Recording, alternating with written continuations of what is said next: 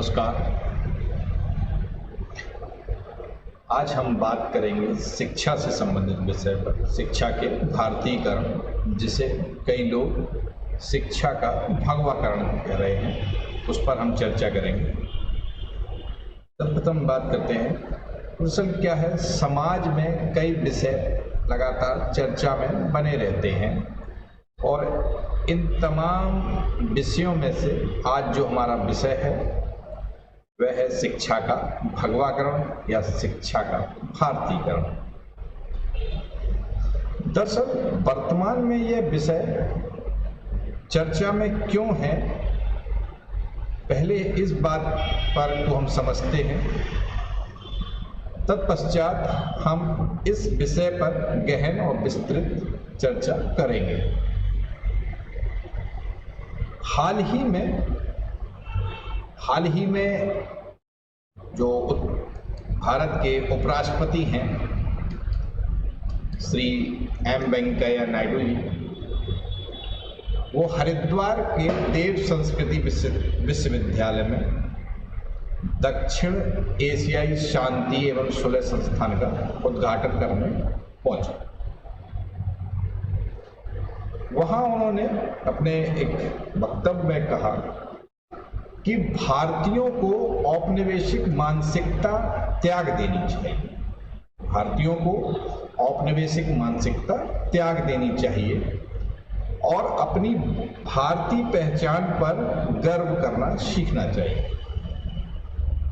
उन्होंने यह भी कहा कि शिक्षा प्रणाली का भारतीयकरण भारत की नई शिक्षा नीति का केंद्र है, जो मातृभाषाओं को बढ़ावा देने पर बहुत जोर देती है। हमें अपने बच्चों को अपनी भारतीय पहचान पर गर्व करना सिखाना चाहिए, ऐसा उन्होंने कहा। एक बात और उन्होंने कही कि हमें भारतीय शिक्षा प्रणाली को मैकाले की छाया से निकालने की आवश्यकता है और परंपरा की ओर या हमारे जो पूर्वजों के ज्ञान है उसकी ओर लौटने की आवश्यकता है। यदि शिक्षा के भगवाकरण या शिक्षा के भारतीयकरण से ही हम उस परंपरा पर लौटते हैं तो इसमें समस्या क्या है। मैं आपको बता दूं कि जो उपराष्ट्रपति महोदय श्री एम वेंकैया नायडू जी ने जो ये वक्तव्य दिया है, वे ऐसे पहले व्यक्ति नहीं हैं जिन्होंने इस तरह की बात कही है कि हमें मैकाले की छाया से लड़ना है या छाया से बाहर निकलने की आवश्यकता है। ऐसे ही विचार अनेक भारतीय विद्वानों ने पहले भी दिए हैं। हम अगर बात करें रविंद्रनाथ टैगोर की, उनका भी मानना था कि शिक्षा वही है जो हमें अपने बात सोच सके, जिसके आधार पर समझ सके और बातों का आलोचनात्मक तरीके से परीक्षण कर सके। उन्होंने कहा था कि जो पश्चिम की से आने वाली जो शिक्षा है वह हमारे मस्तिष्क पर, हमारी कल्पना शक्ति पर को कब्जे में लेने का प्रयास कर रही है और कब्जे में ले रही है। हमें अपने मस्तिष्क को स्वराज्य दिलाना होगा। ऐसा ही एक और विद्वान थे अबू अल राशिद मौलवी जी, उन्होंने भी इसी तरह का एक बात कही और कहा कि पंजाब यूनिवर्सिटी को हमें अंग्रेजियत से बचाना है और हमें अपनी जो भाषा है, हमारी मातृभाषा है और देश से भाषा है, उसमें शिक्षा प्रदान करनी चाहिए। इस तरह हम अगर कह सकते हैं कि एम वेंकैया नायडू जी ऐसी बात करने वाले प्रथम व्यक्ति नहीं हैं। पूर्व में भी अनेक भारतीय विद्वानों ने ऐसी बातें कही हैं, ऐसी बातें उठाई हैं और भारतीय शिक्षा या भारतीय मातृभाषा में शिक्षा की वकालत की है और ऐसी शिक्षा की बात कही है जो हमें एक अच्छी सोच प्रदान करे, विचारों की स्वतंत्रता प्रदान करे, एक खुले मस्तिष्क की बात करें, मतलब लोग जो सोचने की व्यवस्था है उसमें विस्तृत सोचने की क्षमता विकसित करें। ऐसी पुराने हमारे पूर्वजों ने, विद्वानों ने ऐसी बात कही। हम एक मैकाले का एक कथन लेते हैं जिस पर हम थोड़ी चर्चा करेंगे। मैकाले ने एक बार, जो भारत में शिक्षा के, अंग्रेजी शिक्षा के मुख्य व्यक्ति हैं मैकाले, उनका एक कथन है कि एक अच्छे यूरोपियन पुस्तकालय की एक अलमारी पूरे भारत और अरब के साहित्य से ज्यादा समृद्ध है। उनका ऐसा मानना था। दरअसल क्या होता है कि कई लोग ऐसे होते हैं जिनको ऐसा भ्रम होता है, ऐसा उनका भ्रम होता है कि जो उनकी परंपराएं हैं, उनकी विचारधाराएं हैं, उनके अपने ज्ञान हैं, वो दुनिया में सर्वश्रेष्ठ है। बाकी अन्य लोगों के ज्ञान या अन्य देशों के ज्ञान, अन्य क्षेत्रों के ज्ञान तुच्छ श्रेणी के हैं। इस कथन को पढ़कर मुझे ऐसा ही लग रहा है कि ऐसा ही मैकाले को कोई भ्रम रहा होगा अपने पश्चिम के ज्ञान के संदर्भ में। अब जब हम बात कर रहे हैं भारत की भगवा शिक्षागण का, तो भगवाकरण का, शिक्षा के भगवाकरण का, तो हम इसको इस तरीके से समझते हैं कि पहले हम भगवा को समझने का प्रयास करते हैं। दरअसल जो भगवा रंग है, इसके अनेक अर्थ हैं। राजनीति में तो खास तौर से जो प्रयोग किए जाते हैं, इसके अनेक अर्थ प्रयोग किए जाते हैं और वे अर्थ कई बार इतने डरावने, इतने भयंकर होते हैं कि जो इसके भगवा का जो बृहद और एक सकारात्मक अर्थ होता है उनको वे ढक लेते हैं। लेकिन हम भगवा रंग को समझने का प्रयास करते हैं कि भगवा रंग दरअसल किस चीज का प्रतीक है, किस वास्तविकता में वो किस बात का प्रतीक है। पहली बात कि भगवा रंग त्याग एवं बलिदान का प्रतीक है। भगवा रंग ज्ञान का रंग है, भगवा रंग शुद्धता का रंग है, भगवा सेवा का रंग है, भगवा ऊर्जा का रंग है, भगवा जो रंग है वह शक्ति का रंग है और भगवा युद्ध एवं लड़ाई का भी, युद्ध एवं लड़ाई का भी अंग है। तो इस प्रकार हम समझ सकते हैं कि भगवा रंग का जो भारतीय संस्कृति है, इसमें कई अनेक रंग हैं, जिनमें से भगवा रंग भी एक महत्व रखता है और जिसके अनेक अर्थ हैं। अब हम बात करते हैं एक प्रश्न पर कि क्या भगवा रंग केवल हिंदुओं के द्वारा प्रयोग में लाया जाता है। इस बात की चर्चा करते हुए हम थोड़ा पीछे जाएंगे प्राचीन काल में। दरअसल अगर हम बौद्ध धर्म को समझें तो जो भगवान बुद्ध ने तत्कालीन समाज में चल रही रीति रिवाजों के खिलाफ जब एक प्रकार से विद्रोह का रूप धारण किया, तो जब विद्रोह का रूप धारण करने के बाद उन्होंने जिन वस्त्रों को धारण किया वो भगवा रंग के, और उन्हीं वस्त्रों को धारण करते थे वो जिनका रंग भगवा था। हम शंकराचार्य की बात करें, जब वो अद्वैतवाद को प्रसार कर रहे थे और संन्यास की दीक्षा या संन्यास की बात कर रहे थे, तो उन्होंने भी जब संन्यास के समय इसी रंग को धारण किया था जो भगवा रंग था। आगे बात करते हैं 1857 के स्वतंत्रता संग्राम की।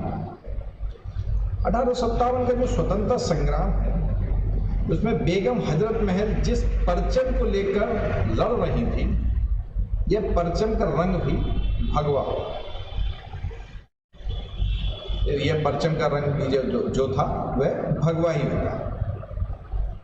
इस प्रकार हम कह सकते हैं कि भगवा रंग केवल हिंदुओं के संदर्भ में नहीं प्रयोग हुआ है, बौद्ध धर्म में, हिंदू धर्म में, यहाँ तक कि इस्लामिक शासन परंपरा में भी इसका यह रंग रहा है, तो इसका प्रयोग किया गया।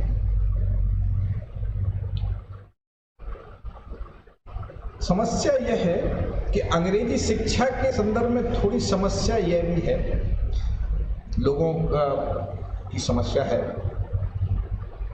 जब कॉलोनाइजेशन काम करता है तो वह केवल किसी देश की भूमि पर कब्जा नहीं करता, वह आपकी बुद्धि पर भी कब्जा करता है।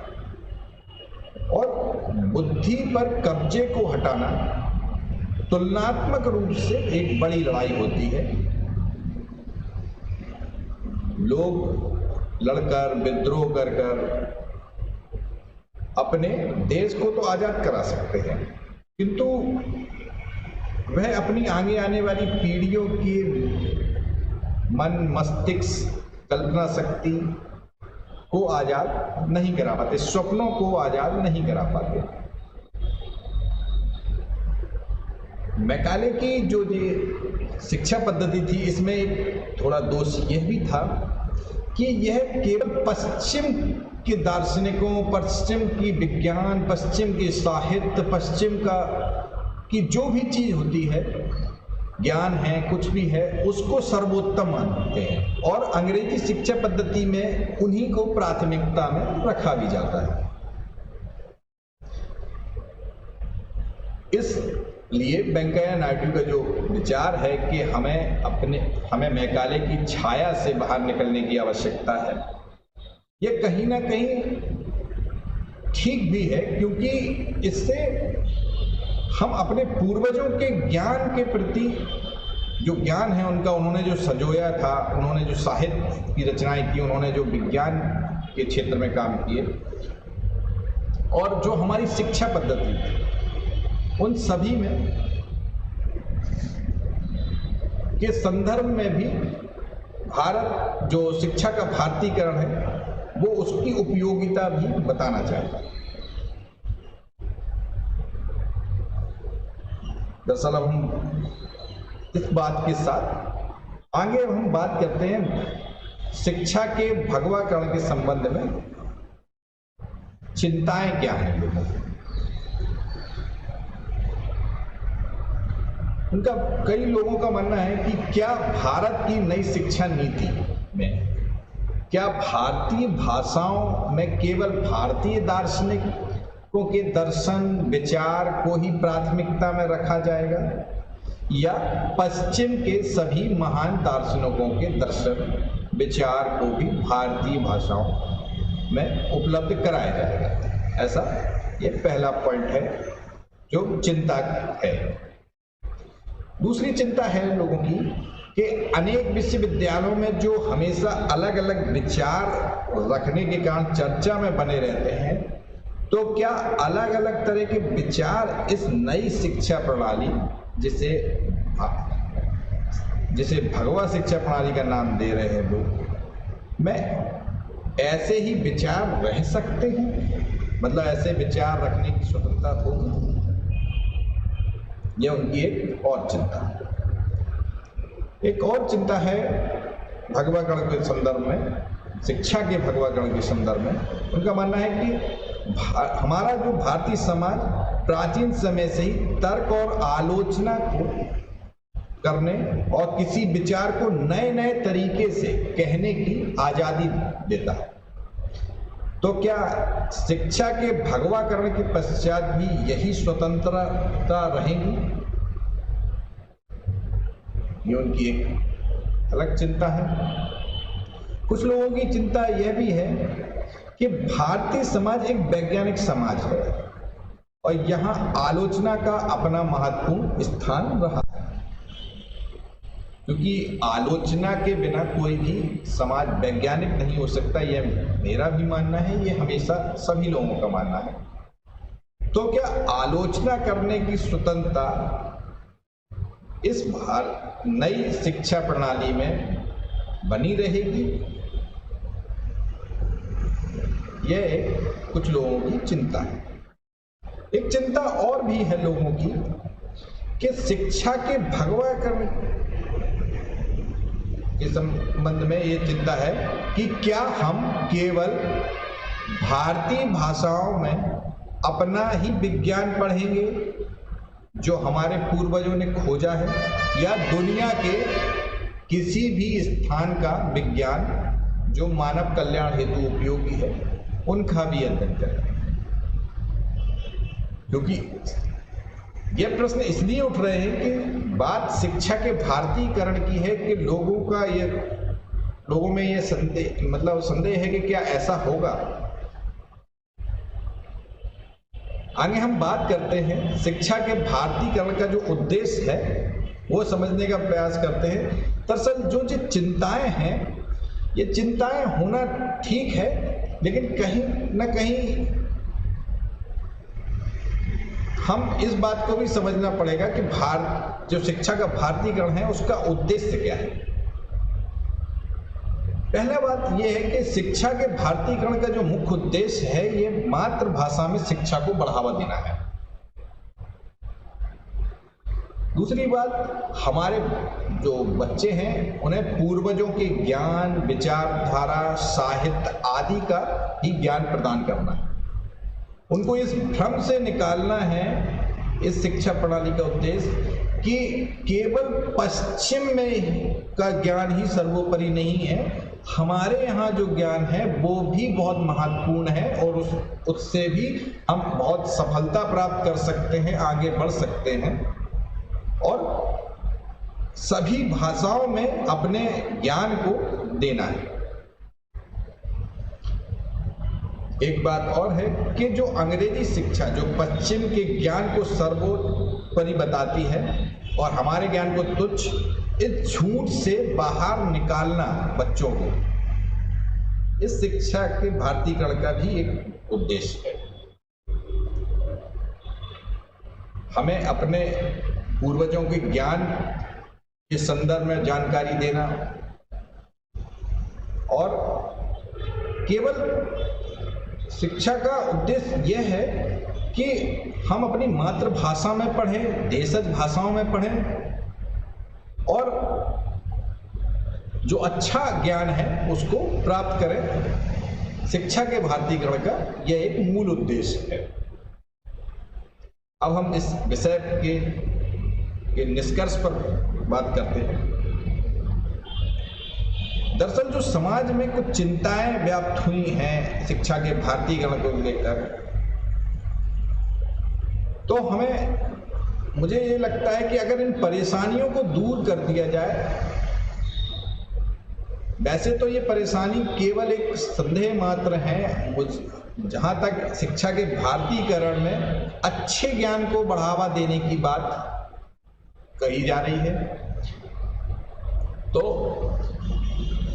इस प्रकार से शिक्षा का जो भारतीयकरण हुआ है तो उसमें अगर ये चिंताओं को समाप्त कर दिया जाएगा तो इसमें कोई परेशानी की बात नहीं है। शिक्षा के भारतीयकरण से ही अगर हम सफल हो सकते हैं, योग्य बन सकते हैं, हमारा देश का, हमारी शिक्षा का मतलब हम आगे बढ़ सकते हैं, हमारा देश, हमारा समाज आगे बढ़ सकता है, हमारे बच्चे आगे बढ़ सकते हैं, तो शिक्षा के भगवाकरण से कोई परेशानी नहीं है। ये बात हम बताना चाहते हैं और यही शिक्षा के भारतीयकरण का मूल उद्देश्य है कि मातृभाषा में शिक्षा प्रदान की जाए,